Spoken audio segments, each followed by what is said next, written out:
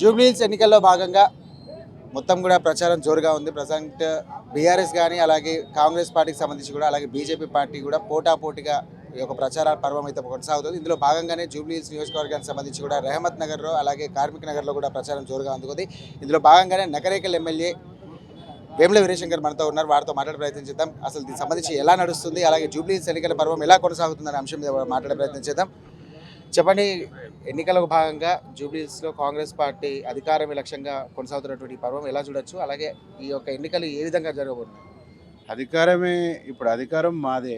ఈ ఎన్నిక అనేటువంటిది ఈ ప్రాంత ప్రజలకు అవసరం ఉంది. ఈ ప్రాంతాన్ని అభివృద్ధి చేసుకోవాలన్నా, ఈ ప్రాంతాన్ని డెవలప్ కావాలన్నా, ఈ ప్రాంతానికి అత్యధిక నిధులు తీసుకొచ్చేసి ప్రజలకు సేవలు అందించాలంటే ఇక్కడ అధికారంలో ఉన్నటువంటి కాంగ్రెస్ పార్టీ సంబంధించిన అభ్యర్థి గెలిస్తేనే సాధ్యం అనేటువంటి విషయాన్ని మేము ప్రజలకు చెప్తా ఉన్నాం.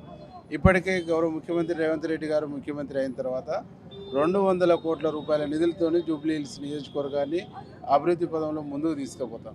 ఆ అభివృద్ధి కంటిన్యూషన్ కావాలి, ఇందిరమ్మ ఇండ్లు కావాలి, ఇక్కడ ఉండేటువంటి పేదవాళ్ళకు మేలు జరగాలంటే అధికారంలో ఉన్నటువంటి కాంగ్రెస్ పార్టీ అభ్యర్థి గెలిస్తేనే అది సాధ్యం అనేటువంటిది చెప్తున్నాం. ఎందుకు అని అంటే గతంలో 10 సంవత్సరాలు గోపినాథ్ ఇక్కడ ఎమ్మెల్యేగా పనిచేసిన చిన్న డెవలప్మెంట్ జరిగినటువంటి దాఖలా లేదు.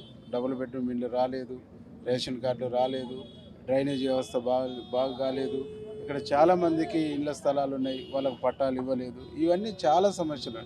పేరుకే జూబ్లీహిల్స్ కానీ 15% మాత్రమే ఉన్నత వర్గాల హౌజెస్ ఉన్నాయి. 85% స్లమ్లు. కాబట్టి ఈ 85% స్లమ్లలో అభివృద్ధి కావాలంటే ఇది రేవంత్ రెడ్డి గారితోనే, కాంగ్రెస్ ప్రభుత్వంతోనే సాధ్యం అనేటువంటిది ప్రజలు నమ్ముతున్నారు, విశ్వసిస్తున్నారు. నవీన్ కుమార్ యాదవ్ని భారీ మెజార్టీతో గెలిపిస్తారు. బీఆర్ఎస్ పార్టీకి సంబంధించి కూడా నాయకులు అంటూ ఉన్నారు, దీనికి సంబంధించి కాంగ్రెస్ పార్టీని నమ్ముకుంటూ కూడా ఎలాంటి హామీలు నెరవేరవు, కేవలం బీఆర్ఎస్తోనే సాధ్యమవుతుంది, ఖచ్చితంగా కొట్లాడి ప్రభుత్వానికి సంబంధించి మెడల్ వంచైనా కూడా మేము అభివృద్ధి చేస్తామని వాళ్ళు అంటున్నారు. దీని మీద మీరేమంటారు? బీఆర్ఎస్ వాళ్ళు దళితులకు 3 ఎకరాల భూమి అన్నారు, ఇయ్యలే. డబుల్ బెడ్రూమ్ ఇండ్లు అన్నారు, ఇయ్యలే. ఇంటికో ఉద్యోగం అన్నారు, ఇయ్యలే. దళిత ముఖ్యమంత్రి అన్నారు, చేయలేదు. 5 సంవత్సరాలు మంత్రివర్గంలో ఒక మహిళ లేకుండా నడిపినటువంటి ఒక పరిస్థితి. ఇట్లా చెప్పుకుంటూ పోతుంటే కాళేశ్వరం స్కాము, లిక్కర్ స్కాము, ఈ ఫార్ములా రేసింగ్ స్కాములు స్కీములు తప్ప వాళ్ళు చేసినటువంటిది ఏం లేదు. ఏదైనా స్కీమ్ పెట్టినంటే దాంట్లో స్కామ్ కోసమే పెట్టారు.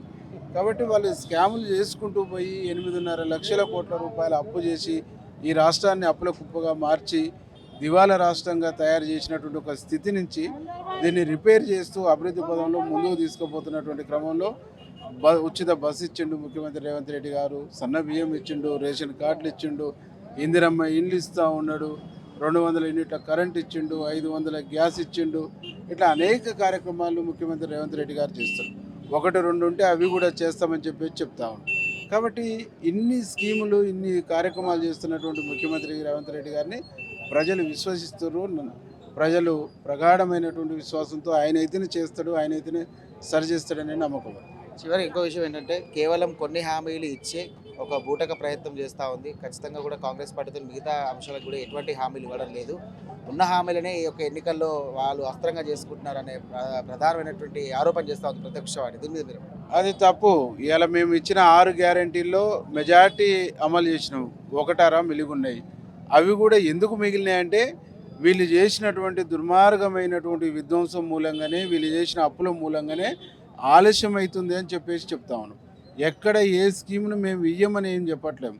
కేసీఆర్ లాగా అసెంబ్లీలో 3 ఎకరాల భూమి దళితులకు ఇస్తారని చెప్పేసి అసెంబ్లీలో మాట్లాడి మేనిఫెస్టోలో పెట్టి నేను ఎక్కడ చెప్పలేదని చెప్పేసి మా ముఖ్యమంత్రి మాట్లాడతలేరు. 20,000 కోట్ల రుణాలు మాఫీ చేసినాం. ఇవాళ రైతు భరోసా ఇస్తూ ఉన్నాం. అనేక స్కీములు మేము ఇంప్లిమెంటేషన్ చేస్తున్నాం. ప్రతి నియోజకవర్గానికి 200 కోట్లతోని ఇంటిగ్రేటెడ్ పాఠశాలని ఇస్తూ ఉన్నాం. కాబట్టి ఎడ్యుకేషన్, హెల్త్, అభివృద్ధి ఇవన్నీ కూడా సమపాలనలో నడుపుతున్నటువంటి ప్రభుత్వం మా ప్రభుత్వం. కాబట్టి మమ్మల్నే విశ్వసిస్తారు. నవీన్ కుమార్ గెలుపు ఖాయమైంది. భారీ మెజార్టీ కోసం మాత్రం మేము ప్రయత్నం చేస్తాం. చివరిగా ఎన్నికల్లోకి సంబంధించి కూడా జూబ్లీహిల్స్ ప్రజలకు మీరు ఏం చెప్తా ఉన్నారు ఇంటింటి ప్రచారంలో భాగంగా? అసలు వాళ్ళకి ఎటువంటి హామీలు ఇస్తున్నారు? వారి సమస్యలు మీ దృష్టికి ఏమైనా వచ్చాయి? జూబ్లీ హిల్స్ అభివృద్ధి ముఖ్యమంత్రి రేవంత్ రెడ్డి ధ్యేయం. జూబ్లీ హిల్స్ అభివృద్ధి కోసం ఓటేయండి, మీ అభివృద్ధి కోసం వేయండి, మార్పు కోసం ఓటేయండి అని చెప్పేసి మేము విజ్ఞప్తి చేస్తాం.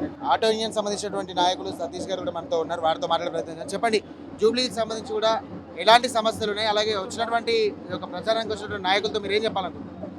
జూబ్లీస్లో చాలా ప్రాబ్లమ్స్ ఉన్నాయి. రోడ్ ప్రాబ్లమ్స్, డ్రైనేజ్ ప్రాబ్లమ్స్, చాలా ప్రాబ్లమ్స్ ఉన్నాయి. కాంగ్రెస్ గవర్నమెంట్ వచ్చిన తర్వాత కొంచెం మాకు అనుకూలంగా ఉంది. ఆటో యూనియన్లో ఇప్పుడు మేము అందరం హ్యాపీగా ఉన్నాము. మాకు ఫ్రీ అప్రూవల్, ఒక అప్రూవల్ 3 లక్షల రూపాయలు ఉంటుంది.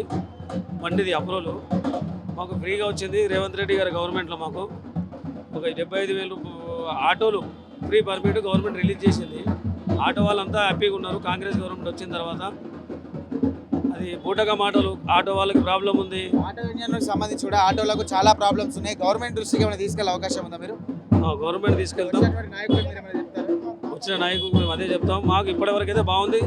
రేవంత్ రెడ్డి గారి గవర్నమెంట్లో మాకు ఆటోలు, ఈ ఆటో పర్మిట్లు అనేది మామూలుగా బయట కొనుక్కుంటే మనం ఒక 3 లక్షల రూపాయలు ఉండే ఆటో పర్మిట్ 2,50,000 పర్మిట్ మాకు ఫ్రీగా మాకు ఇష్యూ జరిగింది. చాలామంది జూబ్లీస్ కాన్స్టిట్యూన్సీలో ఒక 1,500 నుంచి 2,500 వరకు ఆటోలు చాలామందికి వచ్చినాయి. ఇక్కడ అందరు తీసుకున్నారు, అందరు హ్యాపీగా ఉన్నారు. టీఆర్ఎస్ వాళ్ళు చెప్పే మాటలన్నీ బూటగా మాటలు, తప్పు మాటలు. ఆటో వాళ్ళకి ఇట్లా జరుగుతుంది. ఇంతకుముందుకు టీఆర్ఎస్ గవర్నమెంట్లు ఉన్నప్పుడే మా ఆటోల మీద వేటేసి చలాన్లు వేసి చాలా ఇబ్బందులు పెట్టారు. మేము దానికి విసిగిపోయి రేవంత్ అన్న గవర్నమెంట్ రాగానే టీఆర్ఎస్ నుంచి 500 మంది ఆటోల భారీ మెజార్టీతో ఇవాళ జాయిన్ కావడం జరుగుతుంది. మేము సో చూసిన ప్రస్తుతం జూబ్లీహిల్స్ ఎన్నికలకు సంబంధించి కూడా రసవత్తరంగా సాగుతుంది. బీఆర్ఎస్ పార్టీకి సంబంధించి కూడా ఎటువంటి హామీలు ప్రజలు నమ్మే పరిస్థితులు లేవు. దీనికి సంబంధించి కూడా ఎలాంటి ప్రలోభాలకు కూడా ప్రజలు గురి కావద్దని చెప్తా ఉన్నారు. అలాగే వేముల వీరేశం చెప్పినటువంటి మాట విధంగా కూడా ఖచ్చితంగా అభివృద్ధి అంటేనే కాంగ్రెస్ పార్టీ అని చెప్పేసి చెప్తా ఉన్నారు. ఇది ప్రస్తుతం జూబ్లీహిల్స్ ఉన్నటువంటి పరిస్థితి. కెమెరామెన్ శ్రీనివాస్తో స్థాయి.